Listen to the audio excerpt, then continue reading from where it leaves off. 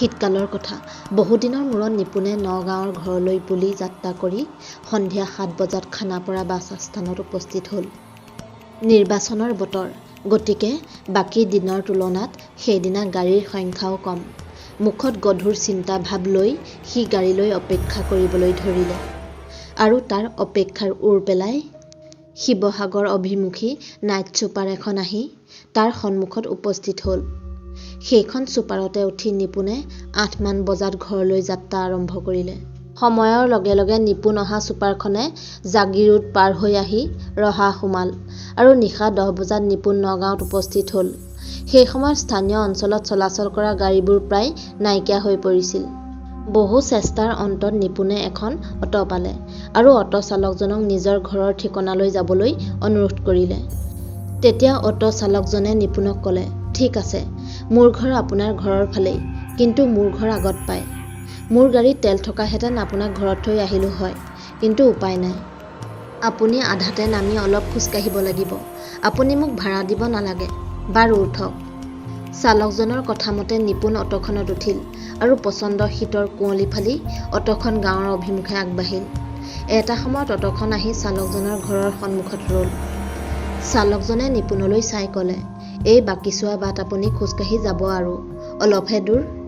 নিপুণে চালকজনক ধন্যবাদ দি পিঠিত বেগটো লৈ ঘৰলৈ খোজ ল'লে। নিপুণে খোজকাঢ়ি ঘৰ অভিমুখে আহি আছে। ঘৰ পোৱাৰ ঠিক আগতে মুকলি পথাৰ এখন পাৰ হৈ আহি এৰাবাৰী নামৰ এডৰা হাবি পায়। স্থানীয় লোকে দাবী কৰা মতে হাবিডৰা আগতে বহু মানুহৰ বসতিস্থল আছিল, কিন্তু সেই ঠাইৰ মানুহবোৰৰ কিবা অচিন ৰোগ হোৱাত তেওঁলোকে সেই ঠাই এৰি অন্য ঠাইলৈ গুচি গ'ল। সেয়ে সেই ঠাইডোখৰক মানুহে এৰাবাৰী নাম দি লৈছে।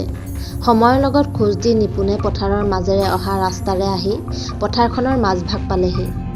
অত্যন্ত শীতল বতাহজাকে নিপুণক কঁপাই গ'ল। সি পকেটত থকা চিগাৰেটৰ পেকেটটো উলিয়াই তাৰ পৰা চিগাৰেট এটা মুখত লৈ জ্বলাবলৈ লাইটাৰটো মাৰিলে, কিন্তু লাইটাৰটো নজ্বলিল। ধেই, এইটোৰ গেছবোৰ এতিয়াহে শেষ হ'ব পালে, সেইবুলি গালি পাৰি নিপুণে পুনৰ খোজ ল'লে। লগে লগে নিপুণে অনুভৱ কৰিলে এজাক গৰম বতাহে যেন তাৰ মুখখন কোবাই গৈছে। কথাটো তাৰ আচৰিত লাগিল। সেয়ে সি মনতে ভাবিলে, ইমান ঠাণ্ডা দিনত পথাৰৰ মাজত গৰম বতাহ কিয়? এইখিনিততো গছ-গছনিও নাই। মগজুত চলি থকা চিন্তাৰ সমান্তৰালকৈ নিপুণৰ ভৰি দুখনো সমানে আগুৱাই থাকিল। তেনেতে সি অনুভৱ কৰিলে কিবা মঙহ পোৰাৰ গোন্ধ, ঠিক মানুহ পুৰিলে ওলোৱা গোন্ধৰ দৰেই। লগে লগে নিপুণৰ গাৰ নোম শিয়ৰি উঠিল। তাৰ মন শংকিত হৈ পৰিল। তথাপি সি সাহস গোটাই আগুৱাই আহিল।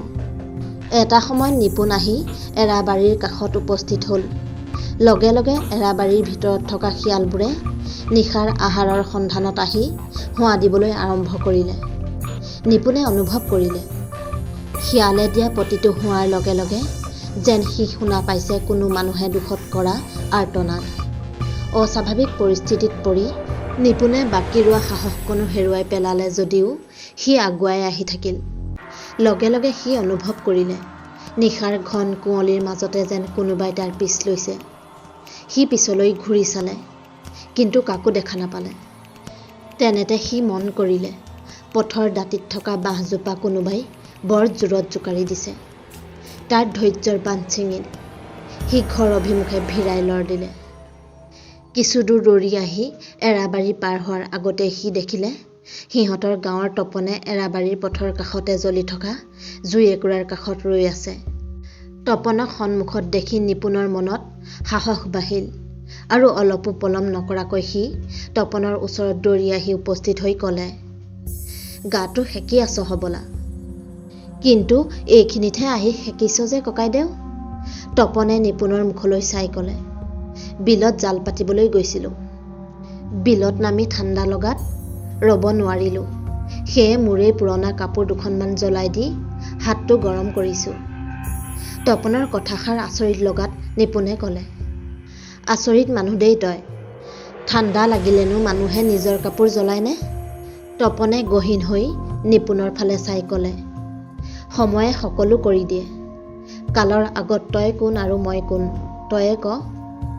পিছে তই ঘৰলৈ যাগৈ যা এতিয়া। ময়ো লাহে ধীৰে ইয়াৰ পৰা যাম বাৰু। নিপুণে ক'লে, পিছে ককাইদেউ, অলপ দূৰ আগতে মই কিবা মাংস পোৰাৰ দৰে গোন্ধ পাইছিলোঁ। কোনোবা মানুহ ঢুকাল নেকি আমাৰ ফালে? তপনে ক'লে, ঘৰত যায় এতিয়া, জিৰাই লগৈ। ঘৰত সুধিবি, ক'ব কোন ঢুকাল। তোৰ চিনাকি মানুহেই। নিপুণে মুখেৰে একো নামাতি ঘৰলৈ খোজ ল'লে আৰু এটা সময়ত আহি সি ঘৰত উপস্থিত হ'ল। নিপুণ অহা গম পাই ঘৰৰ ভিতৰৰ পৰা তাৰ মাক দেউতাক বাহিৰলৈ ওলাই আহিল। মাক দেউতাকক চকুৰ সন্মুখত দেখি নিপুণে অলপো পলম নকৰাকৈ দেউতাকক সুধিলে, দেউতা, আমাৰ গাঁৱৰ কোন ঢুকাল অ'? ফটিক বৰদেউতা নেকি? মানুহজনৰ কিবা বেমাৰ হৈ আছিল নহয়? নিপুণৰ দেউতাকে ক'লে, তইনো কেনেকৈ গম পাবি? আহিছহে তই। আমাৰ গাঁৱৰ যে তপন, সি আজি আবেলি ঢুকাল অ'। দেউতাকৰ কথা শুনি নিপুণে উচপ খাই উঠি দেউতাকক ক'লে, হেই, দেউতাই কি কথা কয়? মই এইমাত্ৰ তাক এৰাবাৰীত লগ পাই আহিছোঁ। ৰাস্তাৰ কাষতে নিজৰ কাপোৰ পুৰি জুই পুৱাই আছে। নিপুণৰ কথা শুনি নিপুণৰ দেউতাকে আচৰিত হৈ ক'লে, তই কেনেকৈ তাক লগ পালি? মই নিজেই গৈছোঁ ৰাইজৰ লগত। এৰাবাৰীত তাক খৰি খেৰ দি আহিছোঁ। নিপুণৰ বুকুখন ধমহকৈ মাৰিলে। সি দেউতাকক তাৰ লগত ঘটা সকলো কথা বিৱৰি ক'লে। লগতে নিপুণৰ মনলৈ আহিল, ৰাস্তাৰ কাষৰ সেই জুইকুৰা আছিল মৃতকৰ লগত পুৰিবলৈ বুলি নিয়া কাপোৰবোৰৰ জুইকুৰাহে।